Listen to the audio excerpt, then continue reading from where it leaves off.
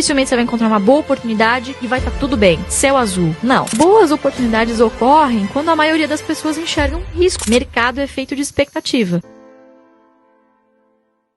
Eu sempre soube que eu iria trabalhar com ações. Não sabia o que, enfim, mas sabia que eu ia trabalhar nesse mundo, né? Sempre me encantei muito por esse ambiente de bolsa, aquelas luzinhas piscando na tela, né? Sempre acompanhei meu pai, enfim, há muitos anos investidor. Minha mãe também trabalhava em corretora, parou de trabalhar pra cuidar de mim, enfim. Tudo começou, na verdade, em 2008. Lá em 2008, eu tinha 14 anos, meu pai falou assim pra mim, legal, você quer uma mesada? Eu pedia mesada todo dia. Adolescente, né? Que isso?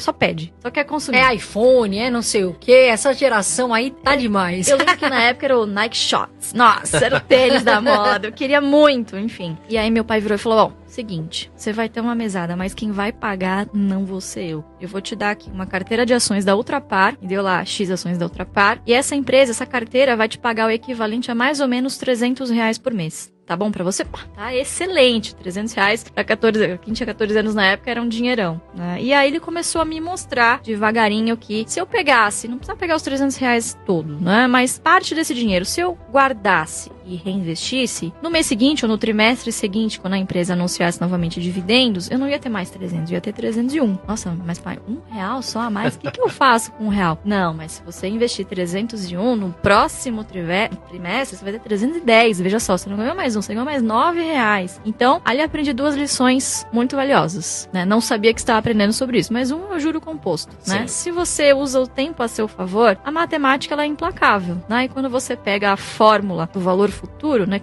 Incorpora os juros na fórmula, a única variável que é exponencial, ou seja, que está em cima do parênteses, é o N, que é o tempo. Então, se você usa o tempo ao seu favor, o juro composto, ele é a 8ª maravilha do mundo aí. E segundo, se a empresa não desse lucro, eu não ia receber o meu dividendo no final do mês. Então, quer dizer, você começa a criar uma cabeça a favor do lucro, sabe, intuitivamente. Então, ai de quem na família não abastecesse o carro no posto Ipiranga. Não, precisa dar dinheiro pra esse posto, pelo amor de Deus. E aí meu pai sempre falava, o que você acha mais interessante? Você ter que ir todo dia pra um posto de gasolina, ter funcionário, dor de cabeça, margem apertada, você ser dona de um posto de gasolina, ou você ser uma pequena dona de todos os postos de gasolina Ipiranga do país? Fantástico. As pessoas, os jovens iniciantes, eles falam, mas eu vou começar com R$200. Pô, R$200 vai render tão pouco. Foi o que a Luísa falou. E as pessoas precisam, os jovens investidores que estão entrando agora, enxergar a questão do quê? Dos juros compostos. Porque vai se multiplicando. E é aí que faz a diferença lá no futuro. Qual a filosofia da família Barsi? Você, seu pai, qual a filosofia de vocês? A nossa filosofia pode ser resumida em uma frase. Muito simples. Que é comprar boas empresas cotadas a bons preços que paguem bons dividendos.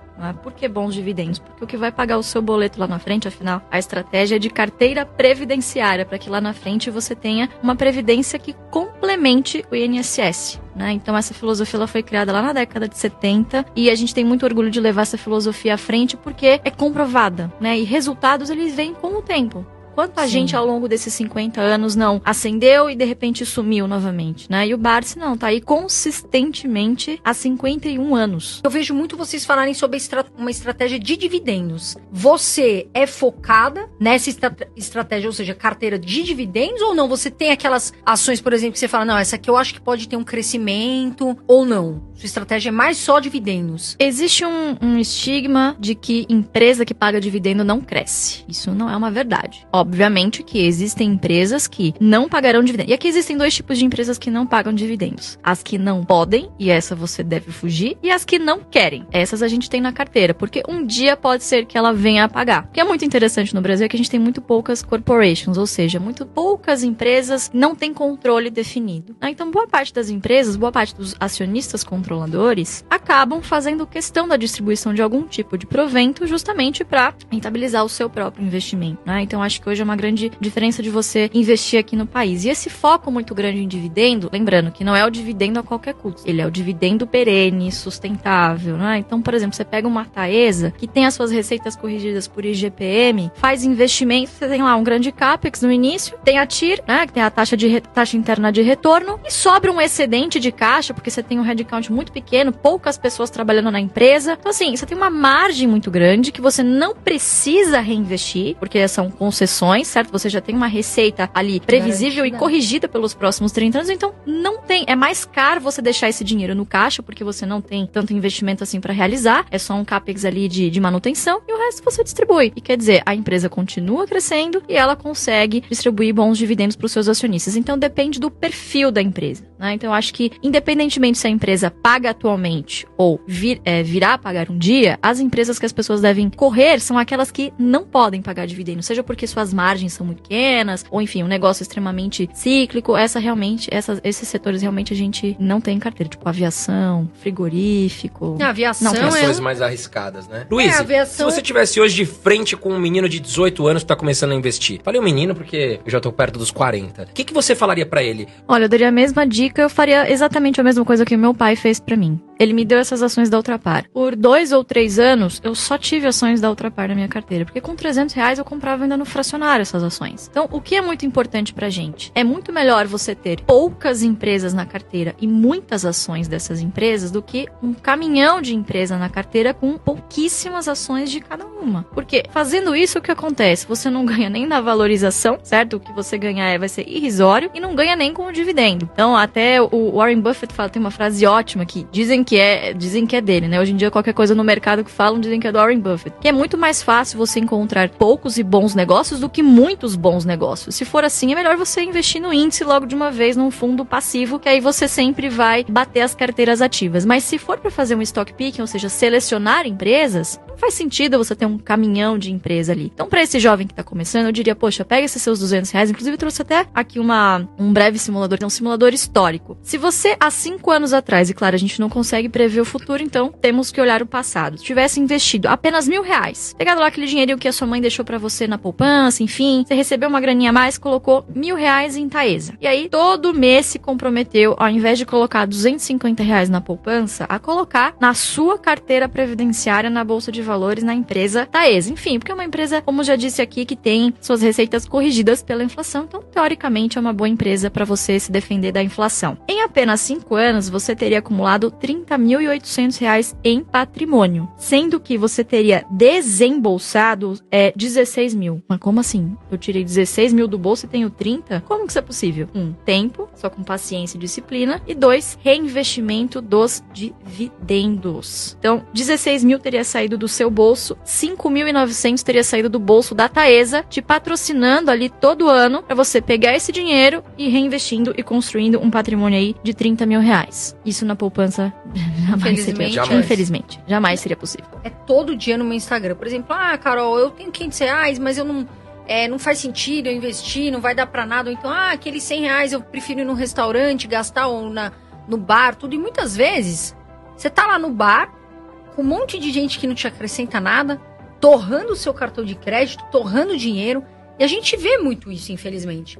Mas não vejo você falar de Lamborghini, não vejo Ferrari, não vejo grandes ostentações. E hoje, tem aquelas pessoas que são ricas e gostam muito de ostentar. E isso acontece muito, né, Luiz? Isso é uma coisa muito ruim que a gente vê nos jovens, essa fixação por ostentação, né? Não tem problema você ter bens materiais, você conquistar sonhos, comprar coisas, né, querer ostentar, não tem problema. O problema é o timing. Custa muito caro você fazer isso muito cedo. É pra impressionar alguém ou assim, o que quer que seja. A gente, por mais que sempre tivemos um patrimônio, assim, significativo, a gente sempre viveu confortavelmente, mas sem luxos. Eu nunca tive, por exemplo, mesada, como eu disse pra vocês. Não tinha. Não fui aquela herdeira, que meu pai nem me chama de herdeira, ele me chama de sucessora. Então eu nunca tive o cartão Black limitado. Não, meu pai sempre me forçou a querer que eu conquistasse as minhas coisas, né? Porque cavalo dado não se olha os dentes e você também não valoriza muito, né? Então ele sempre puxou a minha orelha nesse sentido de estudar,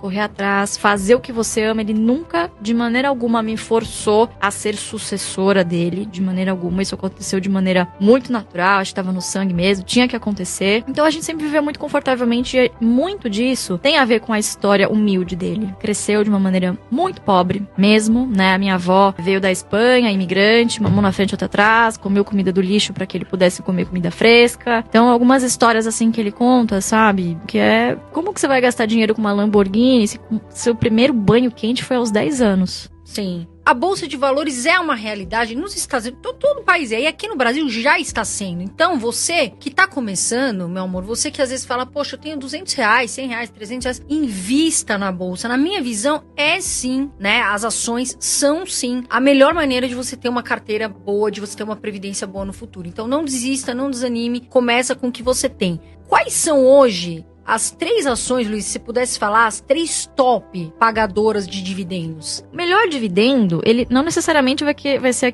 o maior dividendo por ação. Ele vai ser o dividendo bruto que você vai receber ali em função da quantidade de ações que você tem. Então, disparado na nossa carteira da família, enfim, do Barsi, é a Unipar. Só agora, nesse último trimestre, foram 70 milhões. Inclusive, uma curiosidade, eu fui brincar, falei, nossa, pai, tô brincando, não precisa dar essa patada em mim. Fui brincar, falei, nossa, pai, nos últimos 12 meses a minha carteira tá ganhando da sua, né? Risadinhas. Ele virou pra mim, quantos milhões você recebeu de dividendo esse ano mesmo?